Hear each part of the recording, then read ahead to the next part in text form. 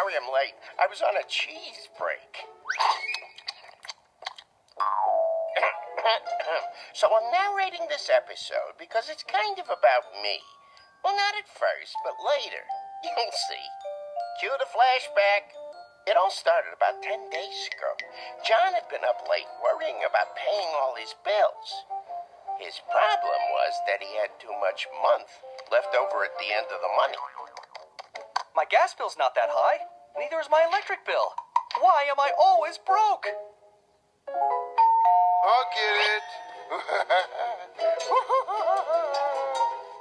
Here you go, little pussygatto. I hope he didn't leave off the guacamole. Well, there's your first hint right there. You're right. I'm spending way too much feeding Garfield. Oh! It's not just what you're spending that's the problem. Let me show you something. You see, Liz had this talking scale. You step on it, and it tells you how much you weigh. You weigh 121 pounds. You weigh 182 pounds.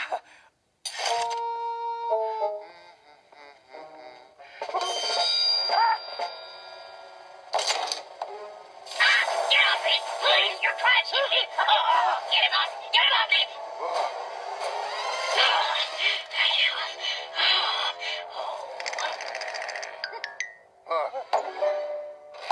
Again. Stop! Haven't you done enough? Ow. You have to stop feeding him so much because you can't afford it, and he needs to lose weight. I know. The trouble is, when Garfield is hungry, I just can't say no to him. I have the answer. My cousin Hector is moving to town. He's a financial planner. He keeps people on budgets. I can't afford a financial planner. I've got that figured out, too. He needs a place to stay until his apartment is ready. I'm sure he'll be glad to help you if you'll let him use your guest room. Oh, hey. So, Liz's cousin Hector moved in for a week or two.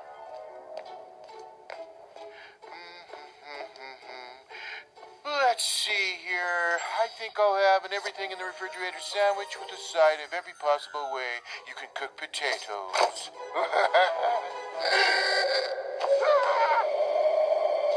It has to be just an optical illusion. I'll open it up again, and it will be full of ham and cheese and all those little pickle thingies I like. All the food has been locked up. You'll be fed again at your official mealtime of 6 p.m., a.k.a. 2300 Zulu. But that's minutes from now. No matter what Garfield did. Yeah. Hector said no. No. He's a heartless man. Won't even give food to a starving pussycat. Eventually, though, Garfield learned to live with the situation. 10, 9, 8, 7, 6, 5, 4, 3, 2, 1.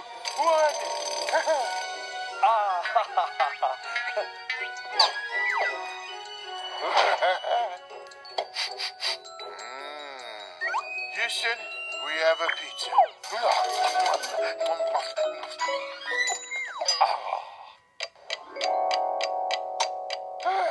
Okay, 6 hours until my midnight snack.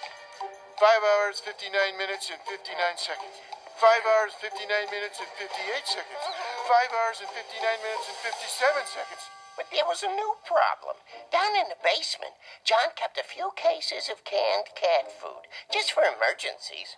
But as Hector discovered... There seems to be 6 cans missing. And the next night... it was the same thing. Now, 6 more cans are missing. And the next. This has got to stop. A meeting was quickly called, and the obvious suspect was accused. You were warned not to touch the cans of cat food in the basement. I didn't touch them because, well, 1, it would be wrong. And 2, you'd punish me if I did. And 3, and most importantly, I didn't think of it. But the point is, I didn't do it. And why am I explaining this to you even though I can't talk and you can't hear me? You can deny it all you like, Garfield, but it's obvious to me you did it. I have to agree with Hector. Who else could have done it? Odie? Huh? No, even I don't believe that. But it wasn't me. I'm afraid it's unanimous. We have to punish you somehow. Maybe take away your midnight snack. No, not my midnight snack. Not my delicious, yummy, mouth-watering midnight snack I'm supposed to get in 3 hours, 11 minutes, and 37 seconds.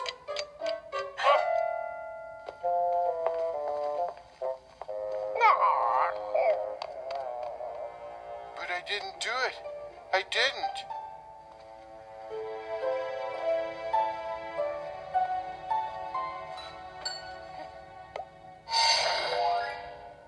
Please, no! Get off me! But wait, I think you stole the cat food, too.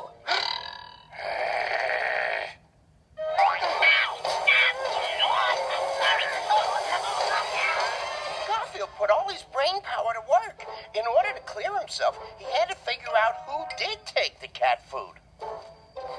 Maybe Nermal. Nah, he only eats cat food with his picture on the label. Maybe Harry or those twins. Then he came to a logical solution. The mice. Squeak and his guys must have taken it. And that was logical. It wasn't right, but it was logical. The only ones who ever get into the basement are you guys, John, Odie, Cousin Hector, and me. And I know it wasn't John, Odie, Hector, or me. And we know it wasn't us. We don't eat cat food. Well, someone did it. How can they accuse me without proof? You just accused us without proof. Oh, so I did. Well, somebody took it. So, what are we gonna do, Squeak? I'll tell you what we're gonna do, Irv. We're gonna help our friend Garfield and find out who's been stealing cat food from the basement. Sure would be nice to have my midnight snack before bed. But, oh well, I guess I'll just have to get in some sleep. Odie felt sorry for his friend. So sorry that when he got his midnight snack, he took it in and left it for Garfield.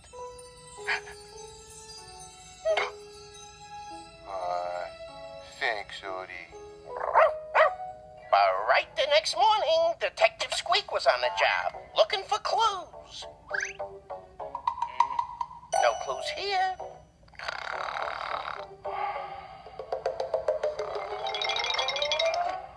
No clues here. I had determined if the missing cat food was tuna in sauce, I decided to check out one place it could have gone.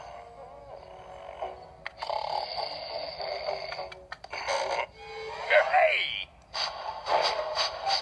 Nope, no indication of tuna in here.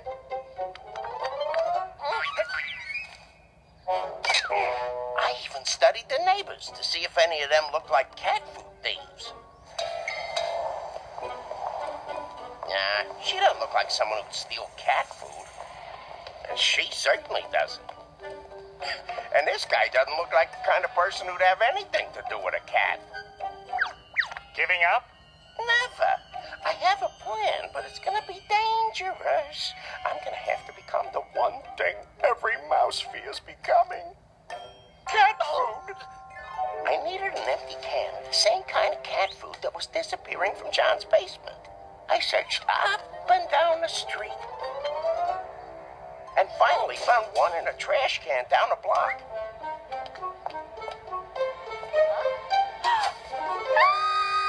A mouse! There's a mouse in my trash can! Those detectives on TV never get that kind of reaction. That night, I put my plan into action. So, you hide in that can. And if someone steals cat food tonight, they'll steal me along with it. And I'll catch him. Go hide and turn out the light. So all there was to do now was wait. And wait. And wait some more. Finally, the cat food burglar snuck into the basement. And to my surprise, it turned out to be Odie. Ow! It was Odie, all right. He took 6 cans of cat food and put them into a wagon he was pulling. He pulled the wagon down the street, down to the house where I found the empty can in the trash. I'm so glad to see you again. I'm always afraid you're not gonna come.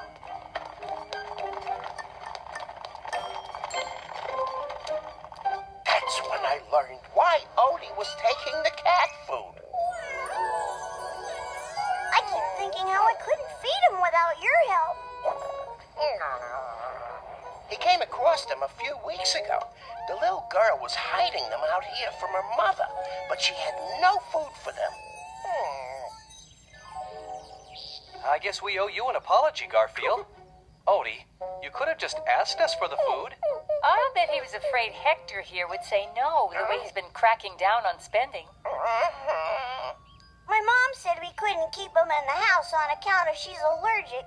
Well, I was supposed to take him to the animal shelter, but I couldn't. Well, they can't live back here by the garage. They seem to be healthy. I could ask at the clinic if anyone will adopt them. Or I could take them. I've got that new apartment. It has plenty of room for cats in it, especially ones that are this cute. It's right down the street. You can come visit them. Yay! Well, that's pretty much the story. Squeak, I owe you big time. You did a good thing. Yeah, not anywhere near as good as Odie.